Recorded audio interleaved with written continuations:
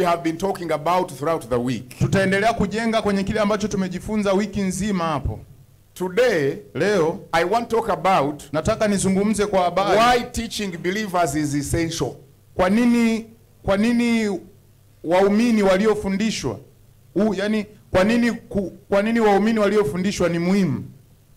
Kwa nini kufundisha waumini ni muhimu? Aha. Okay, yes. So there we go. So why teaching believers is essential? Kwa nini fundisho kwa waamini ni muhimu? Yes. I love a church that teaches. Napenda kanisa linalofundisha. We began with a man teaching us about the two types of fear. Tumeanza na mwalimu wa kwanza ametufundisha aina mbili za hofu. He said that one fear can bring negativity, another fear can bring a closeness and translation to knowing. Ametuambia aina moja ya hofu inaweza ikapelekea mitazamo mibaya kwa watu, lakini aina nyingine ya hofu inaweza ikampelekea mtu awe karibu zaidi na Mungu. So when we come to Jesus Christ, kwa hiyo tunapokuwa tumekuja kwa Yesu, the Bible says we are born again. Biblia inasema tunazaliwa tena. Therefore, kwa hiyo we are small children. Kwa hiyo sisi ni watoto wadogo. In the spirit we are spiritual children. Katika ulimwengu wa roho sisi ni watoto wa kiroho. But all parents that are here, lakini wazazi wote ambao mko hapa, will agree with me, mtakubaliana na mimi, that we labor to teach our children, kwamba huwa tunapata kazi kuwafundisha watoto wetu how to greet, namna ya kusalimia, how to behave, namna ya kuenenda, how to eat, namna ya kula, how to keep clean, good hygiene, namna ya kuwa wasafi, how to behave when visitors come, namna ya kuenenda wageni wakija, how to behave when you want something, how do you ask for it, ukiwa namna ya kuomba ukiwa unataka kitu fulani. So when we come to Jesus, tulipokuja kwa Yesu, the beginning of our teaching starts. Mwanzo wa mafundisho yetu ndio ulipoanza. Children that are not taught, watoto ambao hawafundishwi, behave a different way. Huwa wanaenenda namna isiyofaa. Those that are taught properly, lakini wale waliofundishwa vizuri, behave in such a way, huwa wanaenenda kwenye namna ambayo their parents are proud of them, ambayo wazazi wao huwa wanajisikia vizuri kuwa nao. Their children, kuna watoto who grow up in a family, ambao wamekuwa kwenye familia, and they are mannerless, na hawana tabia nzuri, and the parents are always crying inside na of them. Wakati mwingi unakuta wazazi wao wanajisikia vibaya kwa ajili yao. God, Mungu, in his program, katika mpango wake, he knew that when people come to him, anajua kwamba watu wakija kwake, they need to be taught, wanatakiwa wafundishwe in every aspect of the kingdom, kwenye kila nyanja ya maisha ya ufalme, every aspect of the spiritual kingdom, kwenye kila nyanja ya maisha yao ya kiroho. In that teaching, kwa hiyo katika hayo mafundisho, we are able to know how to sing, tunajua namna ya kuimba, how to pray, namna ya kuomba, how to witness, namna ya kushuhudia, how to fast, namna ya kufunga, how to give, namna ya kutoa, how to dress, namna ya kuvaa. There is nothing that we cannot talk about. Hakuna ambacho hatuwezi kukizungumzia. Even how to marry, hata namna ya kuoa, how to rear children, namna ya kulea watoto, how to live as good husbands and good wives, namna ya kuishi kama mume na mke bora. So teaching, sasa fundisho, is very important. Ni muhimu sana. Now, sasa the Bible says, Biblia inasema, we are a garden of God. Sisi ni bustani ya Mungu.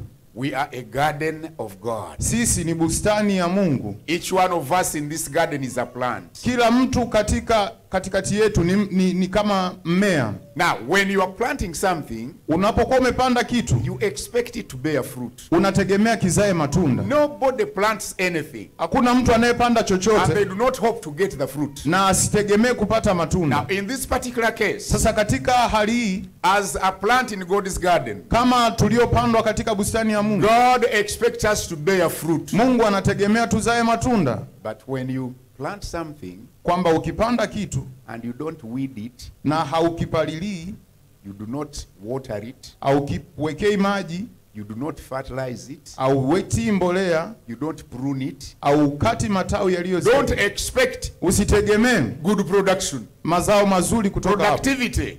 Uzalishaji of any plant ya mmea wowote depends on the care that plant has been inategemea na huduma ambayo unatoa kwa huo mmea. Teaching, fundisho, is a means of watering, ndio namna ya kutia maji.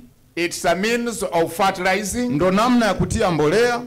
It's a means of even fighting the unwanted vermins, we call them pests. Ndio namna ya kupambana hata na wadudu wasiofaa wanaoweza wakashambulia ule mmea. But also, lakini pia teaching is a means of pruning. Fundisho ndo namna ya kukata matawi yaliyozidi. So today, kwa hiyo leo I am going to talk about the benefits of teaching the church. Naenda kukuonyesha umuhimu wa fundisho katika kanisa. Every plant that is not primary, I went to, you call it form 2, what do you call it? But mpaka nilipofika kwa form 2, level ya form 2. Okay. Primary. Yes. Aha. Primary darasa la pili. Yaani alipofika mpaka darasa la pili akiwa shule ya msingi. Okay. I was still waiting the babe. Mpaka darasa la pili alikuwa bado anajikojolea. Nilikuwa bado najikojolea. I was promoted to primary 3. Nilikuwa ninaenda sasa darasa la 3. I still waited the babe. Bado nilikuwa najikojolea. My parents were not happy. Wazazi wangu hawalikuwa wafurahi. Especially my mother. Sana sana mama yangu. My mother would tell me. Mama yangu alikuwa ananiambia. I am going to tell the school children. Naenda kuambia wenzio shuleni. That you wait the bed. Kwamba unajikojolea. So it was very bad. Ilikuwa ni mbaya sana kwangu. Some of us. Miongoni mwetu. We also ate some mucus. Tulikuwa tunakula kamasi. Minyira. Kamasi. So little children, watoto wadogo, if you are not, me, I am embarrassed, you did not, but for me, wewe hujafanya, ila kwa mimi you'd be eating say for example cassava. Tulikuwa kwa mfano unakula muhogo.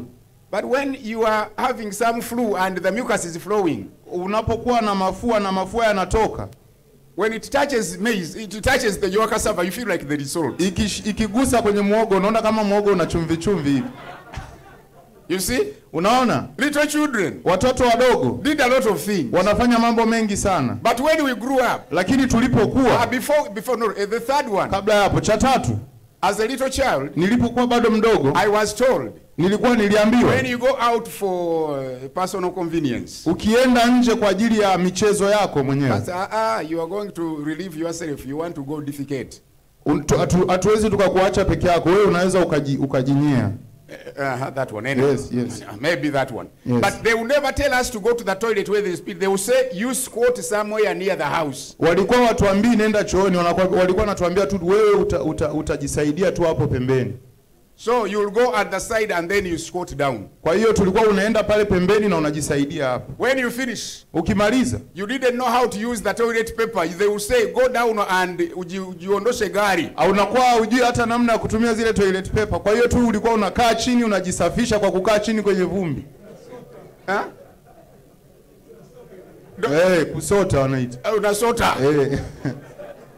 So now for you who did not do that, praise the Lord. But kwa nyinyi ambao mjafanya hivyo basi namshukuru Mungu kwa ajili yenu, ila kwa mimi and surely, na kwa kweli, when you go ukajishota, ukienda kusota sasa, you don't come out clean. Auji kusafisha. Doesn't. Unakuwa bado hujasafika. And before you know how to do it yourself, your parents would hold your little feet and they na kabla hujajua kujifanyisha hivyo mwenyewe, wazazi walikuwa wanaweza wakawa na kusukuma hivyo na kuvuta, so that you can learn, ili kwamba uweze kujifunza. You remember? Unakumbuka? Bas. But when we grew up, lakini tulipokuwa, I'm talking about growth. Nazungumzia kwa habari ya ukuaji. When we grew up, tulipokuwa, if someone today told you go and jisoka, would you? Mtu akikwambia nenda ukasote, utakubali? Why? Kwa nini? You have grown. Umekuwa. When you have mucus flowing over your nose, would you eat it with food? Kwamba ukiwa na mafua yanatoka puani kwako, utakula pamoja na chakula? Hapana. You quickly get out a handkerchief. Utachukua leso, clean yourself, utajifuta, and then continue eating. Alafu utaendelea kula. Children do things that are meant to be for children. Watoto wanafanya mambo ambayo ni kwa ajili ya watoto. So turn with me to the book of 1 Corinthians first of all. Naomba mfungue kitabu cha Wakorintho wa kwanza. I want to show you that God expects us to grow. Nataka nikuonyeshe kwamba Mungu anategemea sisi tukue. Chapter 13 and verse 11. Sura ya 13 mstari wa 11. Chapter 13 of the book of 1 Corinthians. Wakorintho wa kwanza sura ya 13 mstari wa 11. And we are reading verse number 11. Na tunasoma mstari wa 11. What does it say? Unasemaje? Wakorintho wa kwanza sura ya 13 mstari wa 11. Aha. Nilipokuwa mtoto mchanga, nalisema kama mtoto mchanga. Nalifahamu kama mtoto mchanga. Nalifikiri kama mtoto mchanga. Tokea hapo nilipokuwa mtu mzima, nimeyabatilisha mambo ya kitoto. Niliwacha.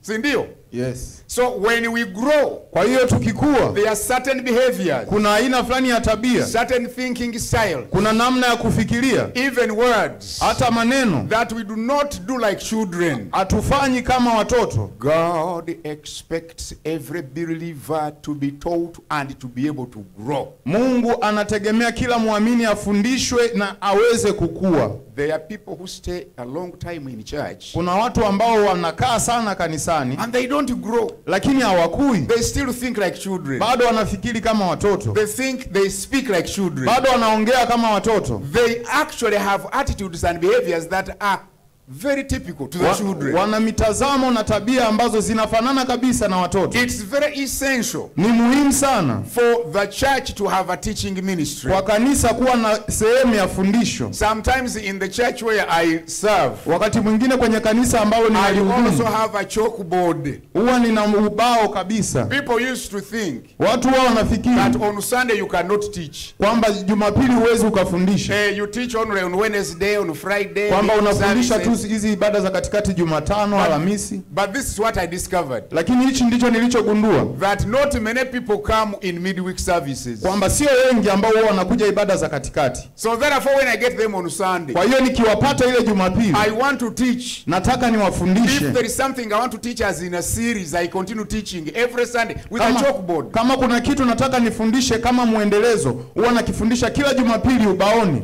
People should see. Watu wanatakiwa waone. People should hear. Watu wanatakiwa wasikie. Blessed is the church where there is a teaching ministry. Limebarikiwa kanisa ambalo lina huduma ya kufundisha. You will see young men who are mature. Utawaona vijana wadogo waliokomaa. You will see ladies that are mature. Utawaona wanawake waliokomaa. You see men that are mature. Utawaona wanaume waliokomaa. So we need to be taught. Kwa hiyo tunahitaji kufundishwa in order to grow, ili tuweze kukua spiritually, kiroho. But hear me.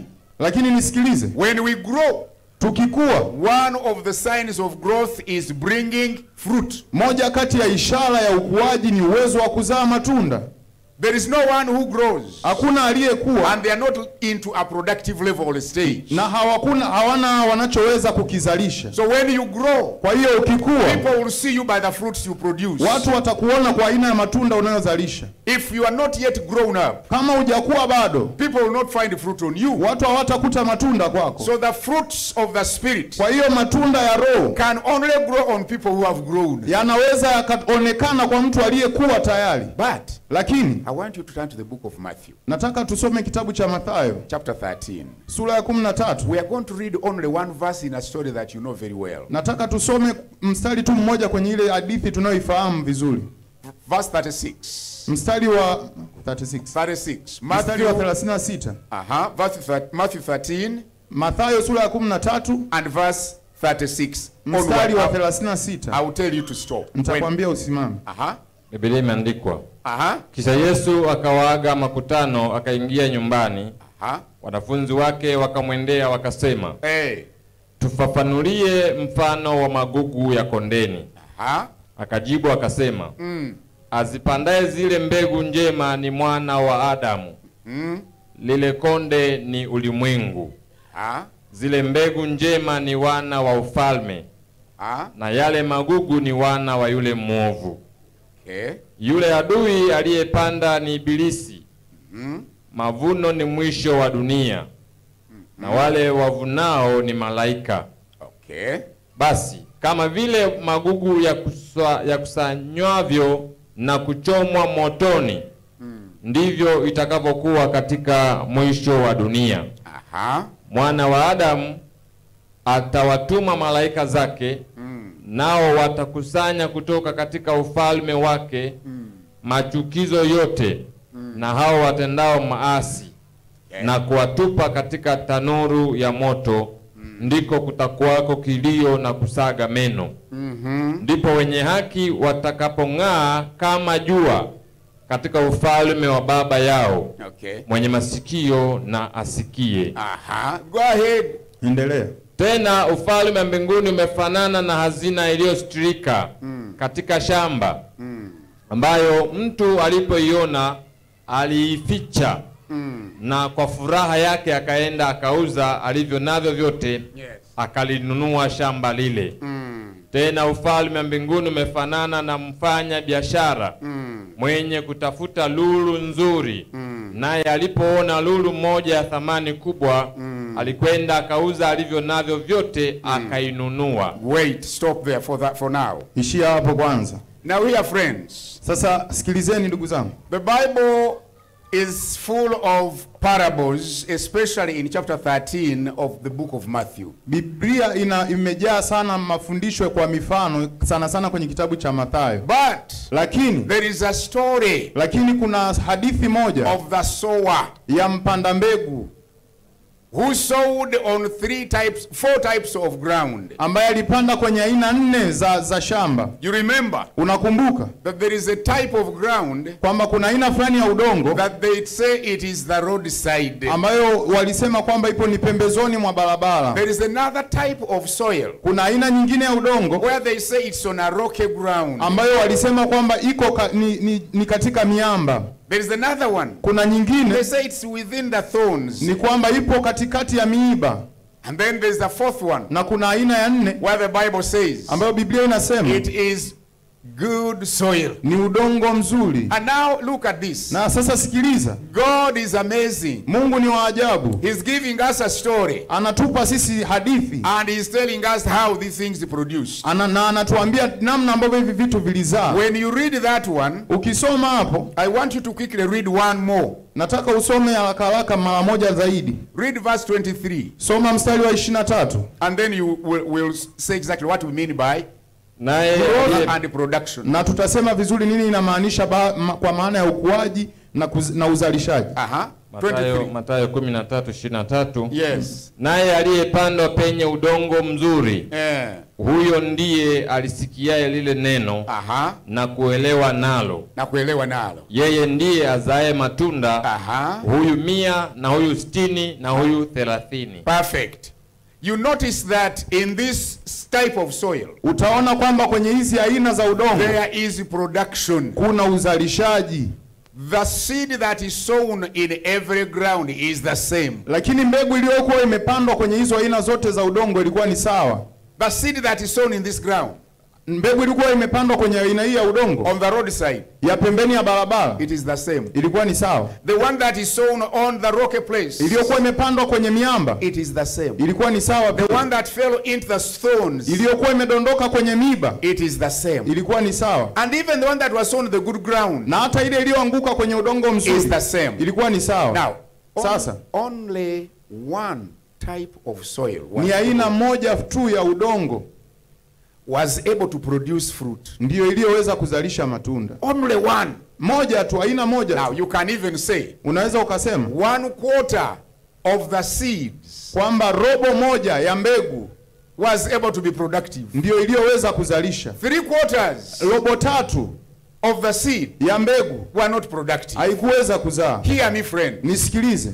God expects us to grow. Mungu anatutegemea tukue through the teaching of the word, kupitia fundisho la so neno, that we can bear fruit, ili tuweze kuzaa matunda. But it seems, lakini inaonekana when 100 kwamba katika asilimia 100 people hear the word, asilimia 100 wanasikia neno, only 25%, lakini ni asilimia 25 peke yake grows, ndo wanaokuwa and is productive, na wanazaa matunda. Only 25%, asilimia 25 tu kati ya 100 grows, wanakuwa, and they are able to produce, na wanafikia uwezo wa kuzaa matunda. Friends that are here, ndugu zangu ambao mpo hapa katika kanisa hili, you and I ought to grow. Wewe na mimi tunatakiwa kukua. We must have a good soil, that is our heart. Tunatakiwa tuwe na mioyo ambayo tuwe na udongo mzuri ambao ndio mioyo yetu. The word of God sown in our lives can be productive. Ili kwamba neno litakapokuja katika maisha yetu liweze kuzaa. There are people who are in the church, kuna watu ambao wapo kanisani, and they are not productive, na hawazai matunda. Why? Kwa nini? It's because the soil is bad. That's the attitude and the setting of my heart. Ni kwa sababu udongo wao sio mzuri, ambao huo ni mitazamo ambayo sio mizuri mioyoni mwao. When you grow, ukikua, you bear fruit. Unazaa matunda. If one would ask, Kama mmoja angeuliza, Patrick, where do you want to be? Unataka uwe wapi? I want to be in the 25. Nataka niwepo kwenye ile 25. 25 out of 100. Kwenye ile 25% kati ya 100. Because it's from there and only from there. Kwa sababu ni kutoka pale na pale tu. I can bear fruit. Ndio ninapoweza kuzaa matunda. God expects me to grow and bear fruit. Mungu anategemea nikue na nizae matunda. And now, sasa, what fruits are we talking about? Ni matunda gani tunayoyazungumzia? You will go back and read yourself the book of Galatians chapter number 5 and verse 22. Utaenda usome kitabu cha Wagalatia sura ya 5 verse 22 to 23. Mstari wa 22 na 23. What a type of fruit that God expects on you and on me. Matunda gani ambayo Mungu anayategemea kwangu na kwako? Just don't read there now. Just usisome hapo kwanza, andika Wagalatia 5. Mstari wa 22 na 23. Then you see what type of fruit am I supposed to bear? Utaona ni aina gani ya matunda ninayotakiwa kuzaa. Reason number 1 for teaching. Sababu ya kwanza ya fundisho is to produce spiritual growth. Ni kukusababisha ukue kiroho. When people grow spiritually, watu wakikua kiroho, they produce fruit. Wanazaa matunda. Let us, for the sake of involving everyone, ngoja kwanza ili wote tuwepo darasani, read those 2 verses and look at those ones. I am not going to explain them. I'm only wanting to remind us. Soma tu hiyo mistari miwili, sitaielezea, nataka tu nikukumbushe. 5:20-23. You listen to this. Wagalatia 5 sura 20, Wagalatia 5 mstari wa 22 na 23. Yes. Biblia imeandikwa. Lakini tunda la Roho ni upendo. And we are going to, if you don't mind, Church of Christ, I want you to repeat the matunda. Kama hautojali nataka urudie tena. So when you say ya kwanza, tunda la Roho ni upendo. So can we say upendo? Tunaweza kusema upendo. Can we say it again? Tuseme tena. La pili? La pili. Furaha. Furaha. Can we say that? Tunaweza kusema amani. Amani. Uvumilivu. Uvumilivu. Utu wema. Utu wema. What is that one? Utu wema. Utu wema. Kindness. Kindness. Yes. Utu wema. Utu wema. Fadhili. Fadhili. Uaminifu. Uaminifu. Upole. Upole. Kiasi. Kiasi. Juu ya mambo kama hayo hakuna sheria. Now I want you to stop a little bit. Sasa nataka usimame kidogo hapa. When we grow, tukikua, love becomes a natural result. Upendo unakuwa ni kitu cha asili kwetu. When we grow, tukikua, joy becomes a natural result. Furaha inakuwa ni tokeo la kawaida kwetu. When we grow, tukikua, kindness becomes a natural result. Ukarimu inakuwa ni sehemu ya asili ya maisha yetu. When we grow, tukikua, goodness becomes a natural product. Wema inakuwa ni kitu inayotoka kikawaida tu kwetu. When we grow, tukikua, humility becomes a natural product. Unyenyekevu inakuwa ni sehemu ya maisha yetu. Now let me ask you friends. Naomba nikuulize ndugu yangu.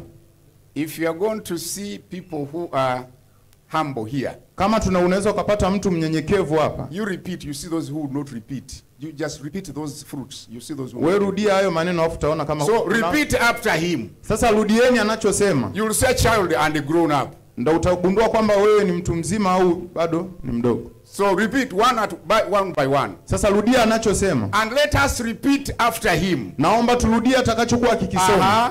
Lakini tunda la Roho ni upendo. Upendo. You say upendo. Is there you talk about those particular utundas. Wewe utakuwa unazungumza tu kwa habari ya yale matunda. You see how people can focus. You know old people focus properly. Little children don't focus. Okay. Jamani tufuate anachosema. Sema upendo. Upendo. Furaha. Amani. Uvumilivu. Utu wema. Fadhili. Uaminifu. Upole. Kiasi. Now you can stop there. Repeat it one more time. Repeat it tena. Upendo. Furaha. Amani. Uvumilivu. Utu wema. Fadhili. Uaminifu. Upole. Kiasi. Third time, let them follow. Mara ya tatu. Witness. You repeat another time. Mara ya tatu tena. And wait before you repeat. You will see people thinking, that is for me. Utaona watu wanaanza kusema hiyo hainihusu. The pride in the heart, ndani ya moyo, will tell you don't repeat that. Those things I know. Kiburi ndani ya moyo kitakwambia kwamba usiseme hivyo, mimi najua. Repeat, my brother. Repeat. Rudia tena kaka. Let us stand up. Naomba tusimame. Stand up and repeat. Simama na turudia after hata that man of God. Akiwa anasoma hapa. And if you are angry, na kama umeshaanza kuchukia, if you are being asked to repeat the word of God, umeshaanza kuchukia ukiambiwa usome kinachosomwa kwenye neno, then you will say you are still a baby, don't worry. Kunawezekana bado unaweza ukawa bado ni mtoto, usiogope. You will grow. All right. Utakuwa. Sasa we are repeating after you, man of God. Sasa tunarudia anachosoma. Upendo, furaha, amani, uvumilivu, utu wema, fadhili, uaminifu, upole, kiasi. You can sit down. Unaweza kukaa chini. Now, sasa when people grow, watu wakikua, they produce those fruit. Wanazalisha hayo matunda. You notice this. Utakiona hiki, that it's possible to be in church, kwamba unaweza ukawepo kanisani, and the other person is not patient at all. Na kuna mtu sio mvumilivu kabisa. If you are not patient, kama sio mvumilivu, as a fruit of the spirit, kama tunda la Roho, you are not self-controlled. Au hauwezi ukajicontrol mwenyewe. There is a word they have used in English, in Swahili. Hauwezi ukajizuia. Yes, hauwezi ukajizuia. To be self-controlled. Hauwezi hauna kiasi. Yes. Do you know that there are people in church who lack kiasi? Unajua kuna watu kanisani hawana kiasi. They are not anywhere. Yani hakuna mahali ambapo wanaweza kuwa na kiasi. But when we grow, lakini tukikua, we become productive. Tunakuwa na uwezo wa kuzalisha. The church that teaches, kanisa lenye fundisho, teaches that the members of the church, men and women, linafundisha kwamba wanaume na wanawake wa kanisani able to grow. Wanatakiwa wakue. Number 2. Cha pili, we teach, tunafundisha to make disciples, ili kutengeneza wafuasi. Teaching is essential. Fundisho ni muhimu, that we can produce disciples, ili tupate wanafunzi. Yes. When Jesus gave a command in the book of Matthew chapter number 28 and verse 19. Yesu alipokuwa ametoa maagizo in Matthew 28:19. Kwenye kitabu cha Mathayo sura 28 mstari wa 19. This is what he said. Hiki ndicho alichosema. Please read for us. Naomba usome kwa ajili yetu. We are talking about when we teach the church. Tunazungumza kwa habari kwamba kanisa likifundishwa, the church becomes full of disciples. Kanisa linakuwa limejaa wanafunzi wa Yesu. Aha. Only 19 and 20. Mathayo 28 mstari wa 19 na wa 20. You read it. Biblia imeandikwa. Basi enendeni mkawafanye mataifa yote kuwa wanafunzi. Wanafunzi. Mkiwabatiza kwa jina la Baba, na Mwana, na Roho Mtakatifu. Yes. Na kuwafundisha kuyashika yote niliyowaamuru ninyi. Tazama mimi nipo pamoja nanyi siku zote hata ukamilifu wa dahari. Amen. Even today, hadi leo, Jesus is in this church. Mungu yupo katika kanisa hili. That teach. Na anataka tufundishe. He is with those that teach. Yupo pamoja na wanaofundisha. To make disciples, ili kutengeneza wanafunzi. People who are followers of Jesus Christ. Watu ambao ni wafuasi wa Yesu. Pastors. Wachungaji. Many churches have got fans, not disciples. Kanisa likijaa wafuasi. Many churches. Makanisa mengi are full of fans. Yamejaa mashabiki. Yes. Those fans that are not disciples. Mashabiki ambao sio wanafunzi. Yesterday, jana, Simba was playing against certain team in Morocco. RS Berkane. Simba. Simba was playing against RS Berkane. I watched the first half. Niliangalia kipindi cha kwanza. We were down 2 goals and I went to sleep. Tulikuwa tumeshafungwa goli 2 na ikabidi nikalala. I don't know how it ended. Sijajua iliishaje. Ilibaki ile ile. Badly. Yalibaki yale mawili wanasema. Only 2 goals. Okay, yes, until the full time. Okay. Yes. So when they were playing, sasa walipokuwa wakicheza, there were only 11 members of Simba in the field. Kulikuwa na wachezaji 11 wa Simba uwanjani. those that were taught, ambao walifundishwa, trained, wamepitia mafunzo, given the discipline of the game. wamefundishwa nidhamu ya mchezo. But there were other Kenyan supporters of Simba Lakini kulikuwa na Wakenya wengine waliokuwa wanaisupport who Simba, were standing in the stall. ambao walikuwa wamesimama kule pembeni. They were busy shaking the banners. Walikuwa nani hivi matangazo yao, wakipeperusha bendera zao, And shouting and dancing. na wakicheza na wakifurahi. When they scored one goal, Walivyofunga goli la kwanza, the cameras went into the fans area. kamera zikawa zinaenda kwa mashabiki, sasa zinawaangalia hivi. And you see some of them doing like this. Na unaweza kukuta wengine wanafanya hivi. Shortly, in almost 3 minutes, I don't know, but Dakika chache baadaye they had scored the second goal. wakafunga goli la pili. I saw Kenyans doing like this. Nikaona Wakenya wanafanya namna hii. Not Kenyans, they were Tanzanians. Walikuwa ni Watanzania. Kumbe Simba is Tanzanian, right? Simba ni ya Tanzania. So it's Tanzania now. Sasa ni wa Tanzania jamani, nilimaanisha wa Tanzania. I meant Tanzanians for sure. Nimemaanisha wa Tanzania. The Tanzanians were not happy. Wa Tanzania hawakuwa na furaha. And some supporters were not happy. Na waliokuwa wakisupport walikuwa wafurahi. They don't know what it takes. Hawakujua nini kinatakiwa to fight those Moroccans. Ili kuwapambana na wale wa Morocco. Those Moroccans were in their house, in their place. Wale wa Morocco walikuwa nyumbani kwao. They had a big group of fans. Walikuwa na kundi kubwa la mashabiki. The Tanzanians did not have many, but they were there. Watanzania walikuwa sio wachache, lakini walikuwepo. But let me tell you. Lakini ngoja nikwambie. God wants disciples. Mungu anataka wanafunzi, not fans. Sio mashabiki.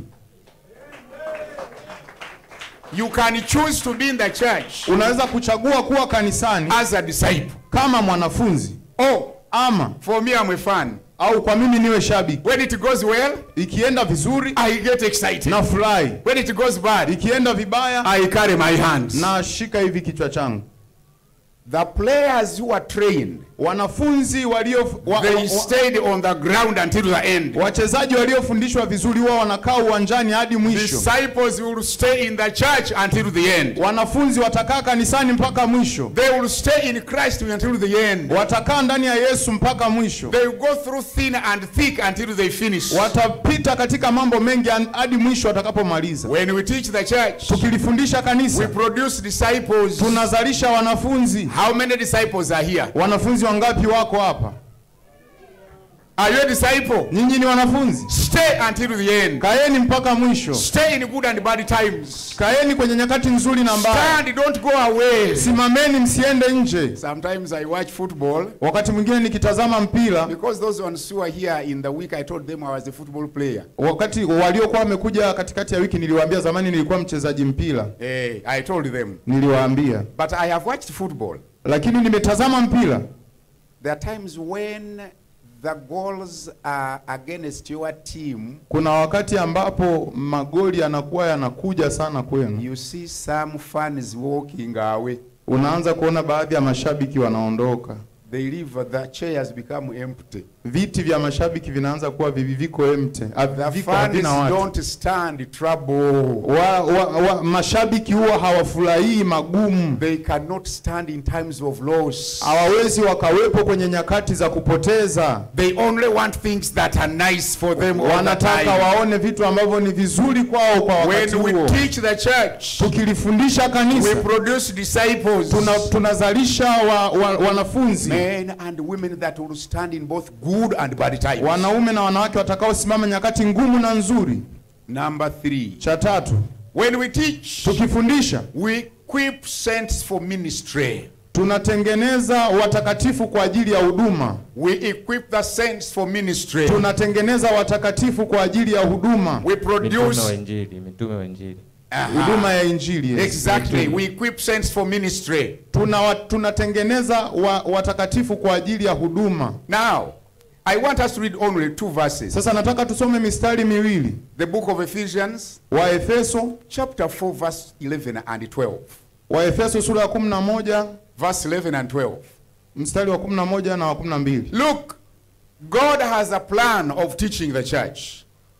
Mungu analo kusudi la kufundisha kanisa. But when we teach, lakini tukifundisha, and people are taught properly, na watu wakifundishwa vizuri, we are able to see men becoming and women becoming equipped for the ministry. Tunaweza kuona wanaume na wanawake wakianza kutengenezwa kwa ajili ya huduma. They enjoy it, get involved. Wanafurahia kujiingiza katika huduma. They want to take responsibility. Wanataka kuchukua wajibu wao. They want to be part of what is happening. Wanataka kuwa sehemu ya kinachotokea. They don't want to miss whatever the Lord is doing. Hawataki kukosa ambacho Mungu anafanya. When people are equipped for ministry through teaching, watu wakifundishwa kuwa watakatifu kwa ajili ya redundant form warmers. Hawataki kuwa watu wasioweza kuongezeka na kutoa mchango katika huduma. They are only sitting on the form, on the chair. Hawataki tu kuwa wanakaa tu kwenye viti. So you read the first 11 and 12. Waefeso 4:11 na 12. Yes. We teach to equip the saints for ministry. Tunafundisha ili tutengeneze waamini kuwa kwa ajili ya huduma. Waefeso 4:11 na 12. Yes. Efeso 4:11 na 12 imeandikwa, yes. Naye alitoa wengine kuwa mitume, na wengine kuwa manabii, yes. na wengine kuwa wainjilisti, yes. na wengine kuwa wachungaji na waalimu, kwa kusudi la kuwakamilisha watakatifu, hata kazi ya huduma itendeke, hata mwili wa Kristo ujengwe. Amen. Amen. So hear me, friend. Sasa nisikilizeni ndugu zangu. I remember, ninakumbuka that in some days back, siku nyingi, baadhi ya siku nyuma huko, people will be born with 6 fingers. Watu walikuwa wakizaliwa na vidole 6. 6. Vidole 6. And 6 on this side. Na vidole 6 tena na mkono huu.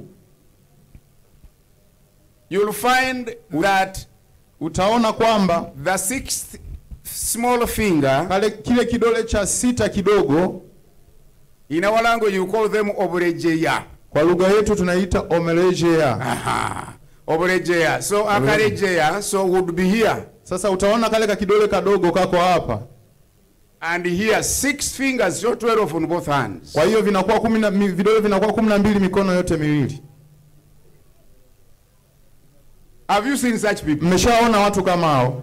These days, siku hizi, when a child is born with 6, they cut off they quickly. When it's still young, they tie it and cut it off. Siku hizi tukiona mtoto na kidole cha 6 tunakikata mapema sana kabla hajakuwa.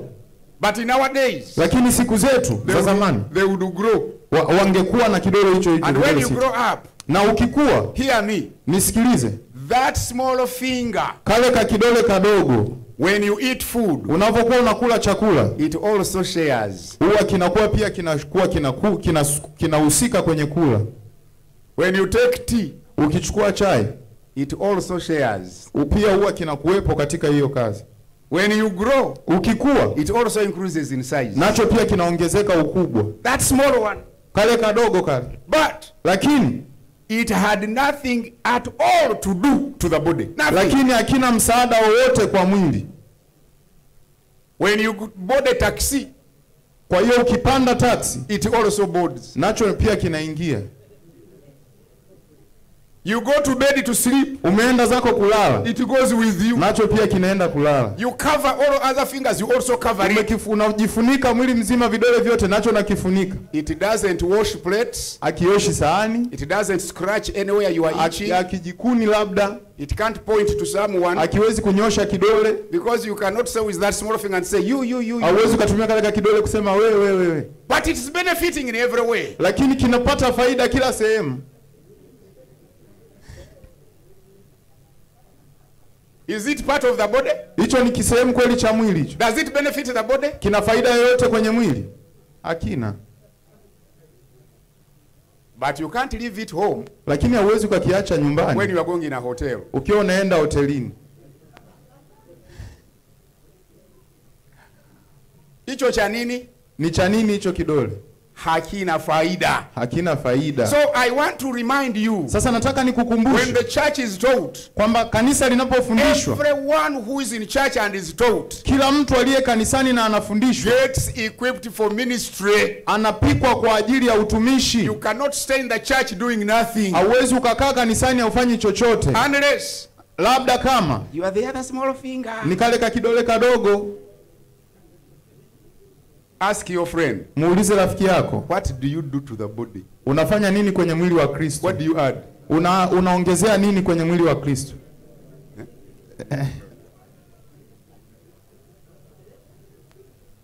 You can choose to say, I will be part of the people that serve the body of Christ, and I have value for the ministry. Unaweza kuchagua kwamba nitakuwa moja kati ya wanaofanya kazi ya Mungu na ukaleta matokeo kanisani. My prayer is, maombi yangu ni kwamba that the teaching will produce people who are equipped for the ministry. Kwamba fundisho litazalisha watu watakao kuwa tayari kwa ajili ya utumishi. Wherever you are, mahali popote utakapokuwa, God has given you, chochote ambacho Mungu amekupa kufanya, find something you can add to the ministry. Fanya chochote ambacho unaweza kufanya ili kuongeza katika utumishi. If you can't sing, kama huwezi kuimba, dance, cheza, so that they can say, ili kwamba waseme, that one does not sing but he dances. Kwamba yule haimbi ila anacheza.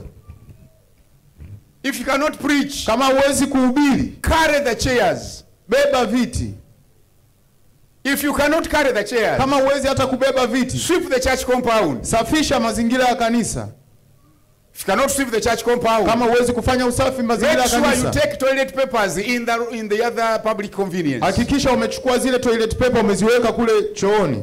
The question is, swali ni kwamba, do I add value to the ministry? Ninaongezea chochote katika huduma? Before we can go out, kabla hujaenda nje. Now I have left Uganda, I came to Tanzania. Sasa mimi nimeondoka Uganda nimekuja Tanzania. But if I came here in Tanzania, kama nimekuja hapa Tanzania, and I'm busy talking so much and at home people saying, na niko busy na ongea mengi na ninasema kwamba, Patrick you are useless at home. Watu wataanza kusema kwamba Patrick, wewe pengine hauna kazi kule. You can only be useful away. Hauwezi ukawa pia una matumizi hata huku mbali. In fact, kwa kweli, if I were not useful anyhow, lakini kama ningekuwa kule sina matumizi, this gentleman would not have invited me to come. Huyu bwana asingenialika. But he said, maybe he can add value. Lakini alisema labda anaweza kaongeza thamani. Before you leave your church, kabla hujaacha kanisa lako, go to any other. Kwenda sehemu yoyote nyingine. May you have value to the ministry of your own local church. Unaweza ukawa na thamani kwenye kanisa lako mwenyewe. I know there are people. Ninajua kwamba wako watu. I know I should be able to finish shortly, but I know there are people. Najua kwamba kuna watu who are very busy saying this is my pastor, this is my ambao wako busy sana kusema kwamba huyu ni mchungaji wangu, hili ni kanisa letu. Pay their tithe. Lakini hata hawatoi hata fungu la 10. They don't. Hawatoi hata fungu la 10. But when they see a big preacher on TV, lakini wakimwona mhubiri mkubwa kwenye TV, they say we shall send our seed. Wanasema tutatuma sadaka zetu. I tell them, ninawaambia, you are in our church as a small extra finger. Wewe unakuwa katika kanisa letu kama kale ka kidole kadogo kasita. You are useless. Hauna kazi. It is better they cut you off. Ni afadhali tu wakakukata. I remember a lady, she was nakumbuka mwanamke mmoja alikuwa, the name I have forgotten jina lake nimesahau.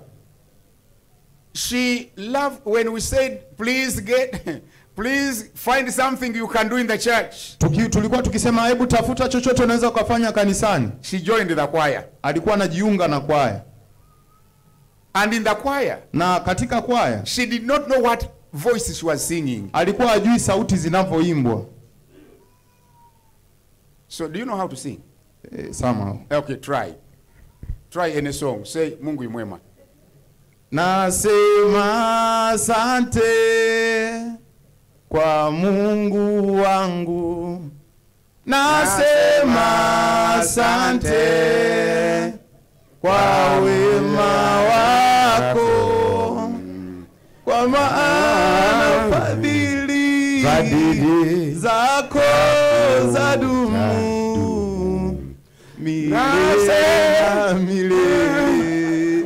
Amina. Now, would you like to have me in your choir? Utanihitaji niwe katika kwaya yako? No. Hapana. You'll say unasema hapana. That lady, yule mwanamke, joined the choir. Alijiunga na kwaya.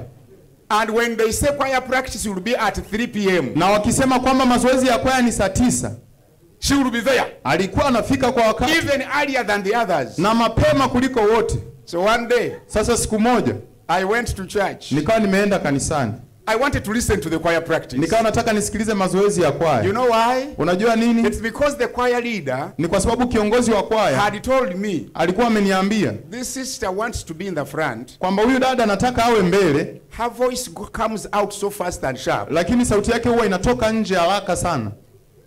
And she was confusing them. Na alikuwa anatuchanganya kwa kweli. When they told her, Wakimwambia, yes, you love to serve, but not here. ni kweli unapenda kutumika lakini sio hapa. She got angry. Akawa anakasirika. So I went to listen first. Nikawa nimeenda kusikiliza So sasa. that I can tell her and advise her personally to find another place. Ili nikamwambie na kumshauri kibinafsi ili atafute sehemu nyingine. So I listened. Nikawa namsikiliza. I heard her meandering up and down. Nikawa naona sauti yake namna inaenda juu chini. F, she's singing in key B flat. Yeah, wanaimba kwenye key namba 5, labda yeye yuko namba 4. Now, I told her, my sister, nikamwambia dada yangu, I really appreciate your passion. Ninapenda sana ile shauku ulionayo. You are putting into practice the teaching that every man and woman in church should have something to do. Umejifunza katika fundisho ambalo kwamba kila mtu awe na kitu cha kufanya kanisani. Lakini you need to find the right thing. Unatakiwa upate kitu sahihi. The right thing. Upate kitu sahihi. Sahihi. Not this time. Kitu sahihi. Sahihi. Yes. Sahihi. Yes. So I told her, nikamwambia kwamba can you join the ushers group? Unaweza ukajiunga na mashemasi? Ushers. Mashemasi. Au wahudumu. People who clean the church. Wale ambao wanasafisha kanisa. People who organize and they are able to take this thing back. Wale ambao huwa wanasukuma meza na kuirudisha back. Yes. But when it comes to singing, lakini inapokuja kwenye kuimba, you may not be effective. Hauwezi ukawa vizuri sana. This is what she told me. Hichi ndicho alichoniambia. I want something that can bring me also to be seen in the church. Na mimi nataka nipate kitu ambacho kitanifanya niwe naonekana mbele za watu kanisani. Because ushers usually don't come to the front and everybody claps. Kwa sababu wahudumu mara nyingi huwa hawaji mbele na hawaonekani sana. I told her, nikamwambia, I know it's very important. Najua ni muhimu. But what you do, lakini unachofanya, start with the little one. God is going to promote you. Anza na kile kidogo, Mungu atakuinua juu. What is the point I'm trying to drive home? Ni kitu gani ambacho nataka nikuambie? Find something that you can add to the body of Christ that is in the light of your abilities. Tafuta kitu ambacho unaweza ukakifanya katika kanisa ambacho kimekaa kwenye uwezo wako. The Bible tells me, Biblia inaniambia, that when the owner of the house, kwamba yule mmiliki wa nyumba, was sending his servants, alipokuwa akituma watumishi wake, some he gave 5 talents, kuna mmoja alimpa talanta 5, another one he gave 2 talents, mwingine alimpa 2, another one gave him 1, mwingine alimpa 1, according to their ability, kulingana na uwezo wao. So when we teach people, kwa hiyo tunapofundisha watu, we equip them for ministry, tunawatengeneza kwa ajili ya huduma. But each one should know where they fit. Lakini kila mtu anatakiwa ajue anatakiwa kae sehemu gani. Should know where they fit. Anatakiwa ajue anafaa sehemu gani. Find a place in the church. Tafuta sehemu katika kanisa that can benefit the body of Christ. Ambalo linaweza likaufaidisha mwili wa Kristo. And there you can fit comfortably. Na pale unaweza ukakaa vizuri na kwa utulivu. Number 4. Cha 4. Unity and maturity. Umoja na ukomavu. Now I hope this one will not be mistaken for number 1. Na najua hichi hatutakichanganya na kile cha kwanza. Unity and maturity. Umoja na ukomavu is the result of teaching the church. Ni matokeo ya kanisa lililofundishwa. I said there are going to be 7 but I'm going to stop here because time cannot allow us. Nimesema ziko 7 ila nitaishia hapa kwa sababu muda hauturuhusu. Brothers and sisters. Kaka zangu na dada zangu. When you hear me not saying praise the Lord, I want to finish what I came to say. Nikisema Bwana asifiwe, nataka nimalize kile ambacho nimekuja kusema. You follow slowly. Wewe nifuate taratibu. Unity and maturity. Umoja na ukomavu. When we teach churches, tunapokuwa tunalifundisha kanisa, we produce people that value the church unity. Tunakuwa tunazalisha watu wanaothamini umoja wa kanisa. People who can be called elders who are mature in the church. Watu ambao wanaweza kuitwa wazee ambao wamekomaa katika kanisa. They are sensitive. Wako makini of the importance of being together. Na kuhusu umoja wa kuwa pamoja. Believe me. Niamini. We all cannot do the same thing. Sisi wote hatuwezi tukafanya kitu sawa. But even if we are different, lakini licha ya kwamba tuko the tofauti, Bible tells us Biblia inatuambia in the book of Romans, kitabu cha Warumi chapter number 12, sura ya 12, and we are talking about verse 4, 5 and 6. mstari wa 4, wa 5 na wa 6. Romans Warumi 12. 12. I'm talking about understanding that when we teach, we remember we belong to one another. Therefore, unity must be very important. Nazungumza kwamba tukiwa tunafundishwa tunatambua kwamba sisi ni jukumu la kila mmoja, kwa hiyo tunakuwa wamoja. From verse 4. Kuanzia mstari wa 4. Warumi 12 kuanzia mstari wa 4. Kwa kuwa kama vile katika mwili mmoja tuna viungo vingi, wala viungo vyote havitendi kazi moja. Vivyo hivyo na sisi tulio wengi tu mwili mmoja katika Kristo. Yes. Na viungo kila mmoja kwa mwenzake. You can even stop there. The rest unaweza ukaishia hapo. Hear me, friends. Nisikilize. We are different. Tuko tofauti. We are many. Tuko wengi. Our calling is one. Wito wetu ni mmoja. Our God is one. Mungu wetu ni mmoja. But our application is different. Lakini utendaji wetu ni tofauti. When you know that, ukilitambua hilo, you respect someone. Utamheshimu mtu because of what they are doing. Kwa sababu ya kile wanachofanya. You know they are together with you. Unajua kwamba wako pamoja na wewe. Someone told us. Wengine ni wadogo, vijana wadogo. Someone told us. Mmoja alituambia that 5 men went to find firewood. Watu 5 walienda kutafuta kuni. But that were firewood. Kuni. But that was in a place where animals like lions. Walikuwa wameenda kutafuta kuni sehemu ambayo kulikuwa na wanyama kama simba. But the old man told them. Na mzee mmoja akawaambia. Who could not go out to fetch firewood. Huko msiende kutafuta kuni. He told them, the one who could not go out. Yule mzee ambaye alikuwa hawezi kwenda kutafuta kuni. He told 5 men. Aliwaambia wale wanaume 5. When you go to the bush. Mkienda kule polini. Don't go too far from each other. Msiende mbali kila mmoja. When you are looking for firewood. Mnapotafuta kuni. Even if you see a thicket. Hata kama mkiona kuni nyingi. A thicket is a bush, a shrub.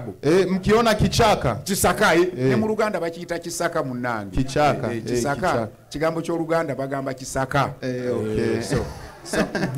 So he has understood. So kisaka. So when you go to that kichaka, don't go alone. Usiende peke yako. Make sure you go as a team. Nendeni pale kama kundi la pamoja. Because you never know. Kwa sababu haujui. Where you see firewood, sehemu utakazoziona a lion could be hiding there. Pale simba anaweza akawa amejificha. And he told them. Na akawaambia. If when you see the lion. Na mkimwona simba. And it charges against you. Na inaanza kuungurumia. Don't run. Msikimbie. This is what you should do. Hiki ndicho mnatakiwa kufanya. Can I see some 5 people here? Naweza nikapata watu 5 hapa. 5 if you don't mind. Please come. 5 njoeni mmoja. Come 5 people. Njoeni 5. And we are going to stop, don't you worry. 5. Tunaenda kuishia hapa msijali. You come. Come close. Face the audience. Njoo karibu hapa. Perfect. Yes.